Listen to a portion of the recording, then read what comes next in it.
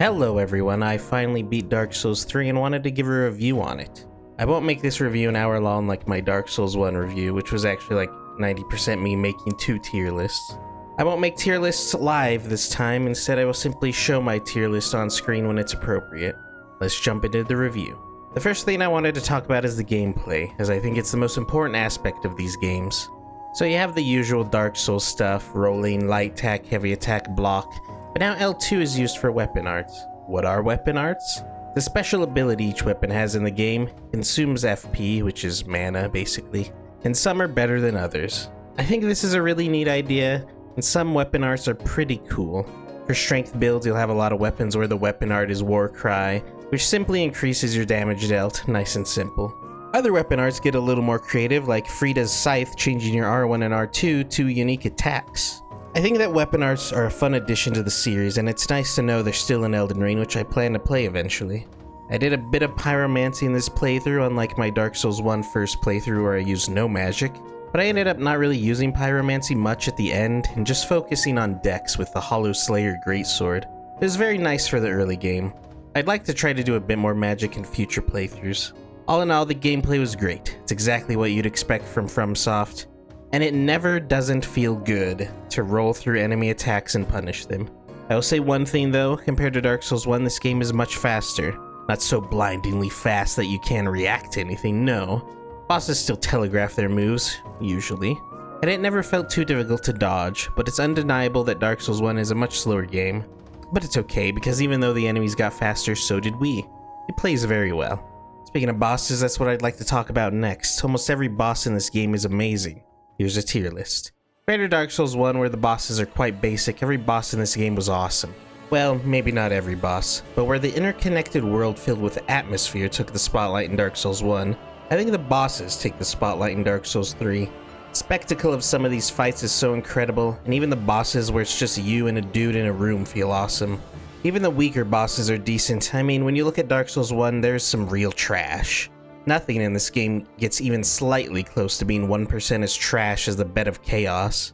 Bed of Chaos is a gimmick fight done wrong. Dark Souls 3 has a few gimmick fights, but they're still good because they're just a spectacle that looks cool or interesting, and they aren't annoyingly hard. Even something like the Deacons of the Deep, which is probably the worst fight in this game, is pretty damn easy, especially if you have a strong, big weapon to cleave through all the enemies. Oh, and one more thing. The boss music is fucking nuts. I'm sitting over here shitting my pants listening to some of these songs. There's some other tracks here and there, like in Firelink Shrine, though I prefer the feeling of Dark Souls 1's Firelink Shrine, both in appearance and song a bit more. Do I have to explain to you that the music is amazing? I mean, assuming you're not deaf, you have ears, right? I mean this with all sincerity. I felt chills when Gwyn's theme started playing during the Soul of Cinder fight. That entire phase 2 is so beautiful. A real treat for the ears. In fact, Soul of Cinder is my favorite boss, as you've probably seen from the tier list I showed. He might be my favorite FromSoft boss ever, actually, because of just how thematic and cool his fight is, combined with the most beautiful music to ever grace my ears. In fact, he's probably pretty high on my favorite bosses in any video game ever. Maybe only beaten out by some of my favorite Final Fantasy XIV bosses, but otherwise he's a perfect boss. I've heard amazing things about Bloodborne bosses and their music too. And actually played a bit of Bloodborne when my computer broke down, and I was blown away by the Cleric Beast music. I hope to return to Bloodborne and beat it soon, but first I'm probably going to beat Dark Souls 2 so I can have a review for the entire Souls trilogy. Then I'll go finish Bloodborne. But regardless, Dark Souls 3, the music is amazing, and the bosses are great.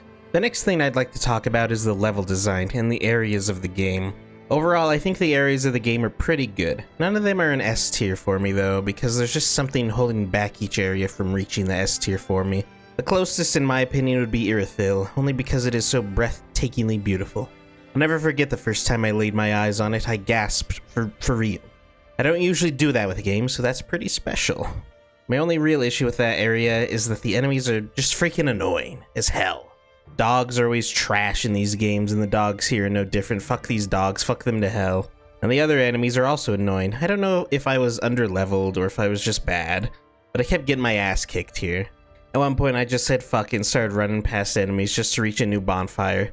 But the boss of the area was very good, so that's a plus. Anyway, long story short, every area just has something holding it back, but I think the overall quality is a lot more consistent than it was in Dark Souls 1. Which had some really good areas, and then the worst piece of dog shit I've ever seen in my life called the Tomb of Giants. The only area I thought was pushing it into bad territory was the Grand Archives. No bonfire in sight. You have to unlock shortcuts, and one of the shortcuts is this ladder, which is a pathetic excuse for a shortcut because if you try to use it without fighting the enemies by the ladder, they will wombo combo your ass to death and you'll fall off the ladder. So when you try to use this shortcut, you have to clear them out first, and then you can proceed to the 3 bastard NPCs that kept kicking my ass. I tried to lure them out one at a time, but I just kept aggroing all 3 of them. Even if one of them ran towards me, a few seconds later the others would join.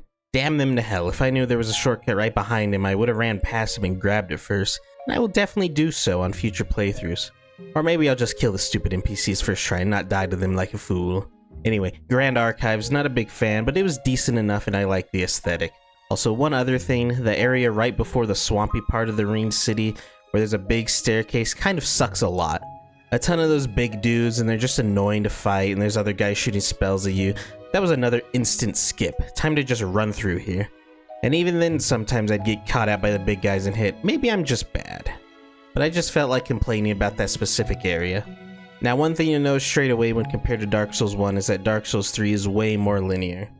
For some people, this might be a turnoff, especially with how cool Dark Souls 1's interconnected world is, that branches off in so many directions, but for me, I don't really care. Linear games are designed that way in order to craft a specific experience for the player. It's like reading a fantasy book or watching a movie. Whereas a more open world game like Elden Ring is more like a choose your own adventure book. Which one is better? I don't think either one is better. You can create a great game out of either of these approaches. It all depends on how you make it.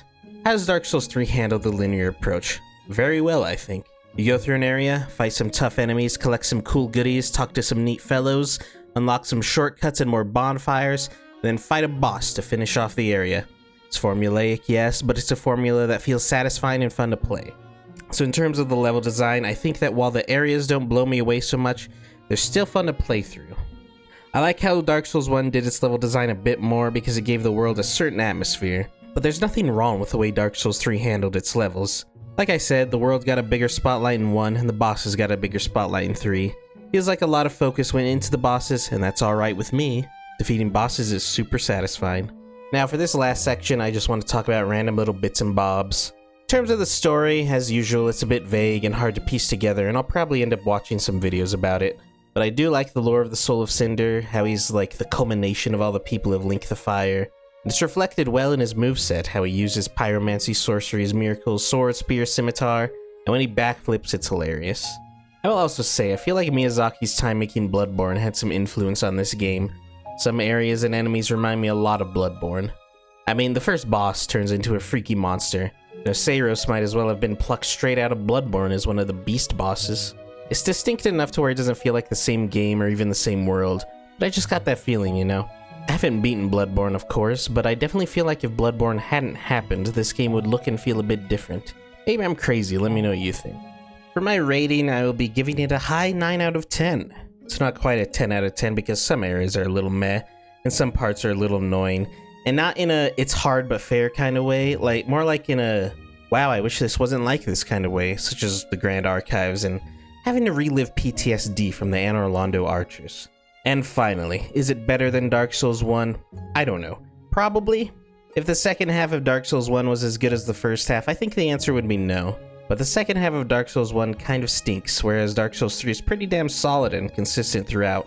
And the bosses of Dark Souls 3 are way better. But the atmosphere and level design of 1 was so good, at least in the first half. It's hard to say because the first half of Dark Souls 1 felt so truly special. But I think I would have to say Dark Souls 3 is the better game. Would I recommend starting with Dark Souls 3 over 1? Probably not, unless maybe the only FromSoft game you've played is Elden Ring, because there are a lot of similarities, such as the 2 flasks, the weapon arts, the overall flow and speed of combat. Though the enemies in Dark Souls 3 don't delay their attacks nearly as much, though there are occasions where it happens. So there you have it, Dark Souls 3 is a fantastic game and one I will be glad to play again. Alongside Dark Souls 1, you can expect to see some videos pop up here and there of some challenge run type content, or just some silly ideas, I'm not too sure yet. One idea I have is to see how good shields are in each Dark Souls game, and prohibit myself from rolling and forcing myself to have a shield at all times. Probably not the hardest challenge ever, but I'm interested to see just how good shields are in each game, though I'll have to complete Dark Souls 2 first before I go all in on that. The next Dark Souls related video will likely be the review video for Dark Souls 2. I've started playing it again after having lost my save data when my computer broke a month ago, because Dark Souls 2 doesn't have a Steam Cloud functionality for some goddamn reason, and after having played Dark Souls 3 and Dark Souls 1, it just feels so bleh to play. The controls feel off, the enemy placement is fucking atrocious. And is it just me, or does the art direction feel a bit average compared to even Dark Souls 1, which I think looks fantastic and better than Dark Souls 2? Some parts of Dark Souls 2 look pretty good, don't get me wrong, but overall it kinda just looks like every other average action game from its era. Anyway, this isn't the Dark Souls 2 review yet. I still have to force myself to finish that game, and then I can tell you about how much it sucks. Or maybe I'll start liking it 20 hours in or something, who knows. Anyway, that's all for the Dark Souls 3 review. It's a great game, highly recommend it if you're into these types of games. And if you've never tried this type of game before, I still recommend it, although I'd say start with Dark Souls 1 personally. Anyway, thank you for watching, and I'll see you next time with some more Dark Souls goodies. I'll also be playing the new Zelda when it drops later this month, so look forward to that as well. Anyway, I'll see you again soon. Thanks for watching, and goodbye.